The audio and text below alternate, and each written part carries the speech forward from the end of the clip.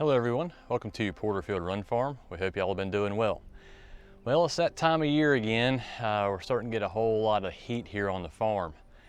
We went back through the numbers of last year, even though it wasn't very hard to forget, but August is when we lost pretty much all of our salad mix due to the heat. And it looks like we're on track for that, minus the one thing we have back here, the shade cloth.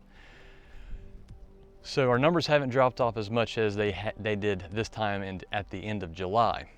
So hopefully the shade cloth will work out. I'm sure we'll have a little bit of losses associated with that, but we've been watering it quite a bit. And also the shade cloth really is keeping it cooler underneath there. You can definitely tell a difference when you're harvesting, that's for sure, and also doing work in the garden. So this is a bit of an experiment for us, and now this experiment is being put to the test to see if it's actually going to work out. So if you're in fear of us not having salad mix here in the next couple weeks or so, you might as well go ahead and stock up on what you can. Again, I don't think we're going to be completely out as far as due to heat. Anything could happen with Mother Nature, but as far as the heat, I don't think we're going to have the same issues as last year. I'm going to take you out to a few different things. We're not really going to talk about the garden too much today. I'm going to take you to show you the broilers that have been here since Thursday of last week, show you how they're doing, and we'll go down and look at the grass actually and show the impact that these broilers and the laying hens have on the soil out here and how quickly those things occur. So let's jump right over to the broilers. Well, here they are. There's some hot birds. Of course, it's hot out here. We do have a fan on them as well. Just to try and get some air to circulate whenever the wind is not blowing. Well, we've had some pretty major attrition with this one. I don't know what's occurred. We've done everything we can, but we've probably lost nearly 20 of them so far, I believe, somewhere in that range. But it's just a part of it. We're not sure if it was a shipping issue or what. But as of right now, the mortality rate has gone down, which is good.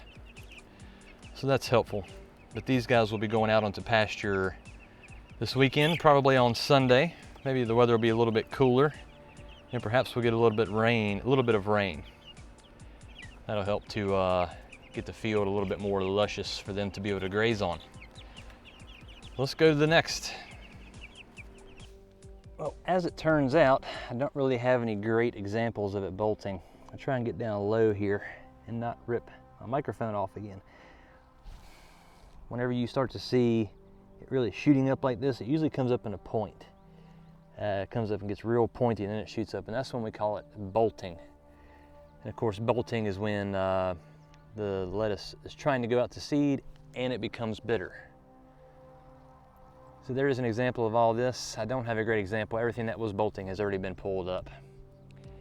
But it's pretty interesting to see this stuff is handling the heat well enough so far, but time will tell. The next thing I wanted to show you over here was just one thing. I know I told you that we planted the green beans on Sunday before last. Trying to avoid planting through here as well. But here are the green beans that are coming up in that 18-inch grid that we discussed. It's not perfect. Not every single seed came up. Like for instance, I know that we had a seed planted right here.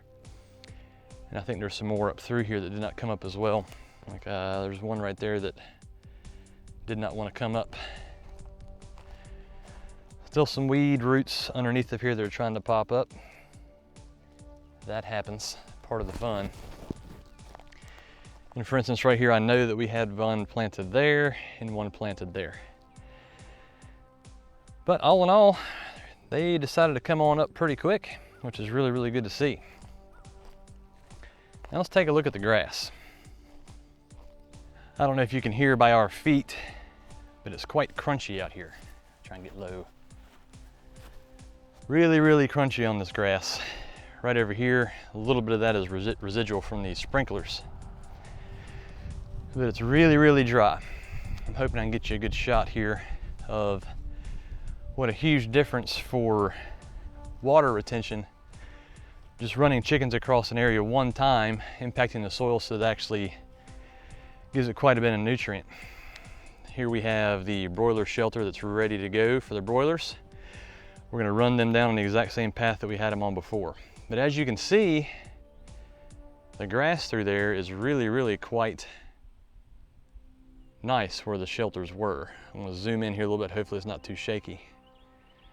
but you can really see a difference. So I've been having to mow this once a week just to keep up with the growth out here. If not, it'd get out of control really fast. So we're going to run these chickens through here again, and this is going to actually amplify the effect by 2 times here. So it dramatically increases soil health. Dramatically. We'll walk down through here a little bit more. But yep, there it is. Ready to go for the next batch. We have these coming up along. Whenever they join up, we'll probably run them together to some extent to try and keep our infrastructure a little bit closer together. And I want to show you down here where the broilers ran through. Just so you can kind of see the soil impact. We actually ended up doing a little bit of a crisscross. The broilers were right about there on that little strip of green way back there, and they came right along through here.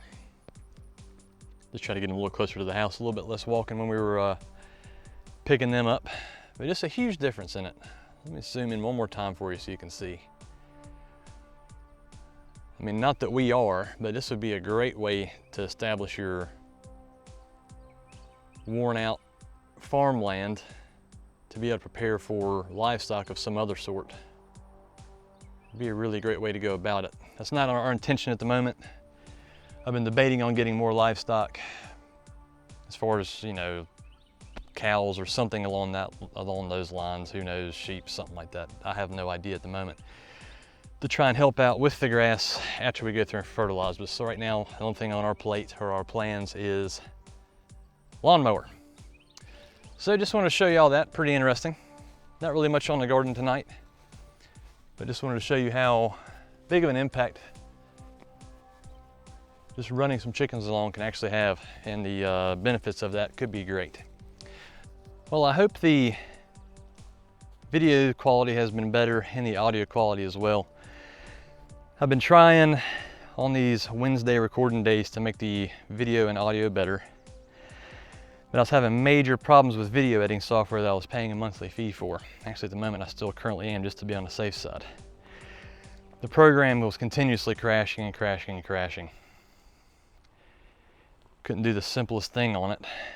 So I came across another software that's free that does everything that I want to do. The software that did not work was Adobe Premiere Pro. And editing this video will be the second time I've used DaVinci Resolve 17. So we're trying to get things a little better here on the video quality slowly but surely. So bear with us, and hopefully things will be even better in the future. Thank you all so much for watching. We greatly appreciate it. Take it easy.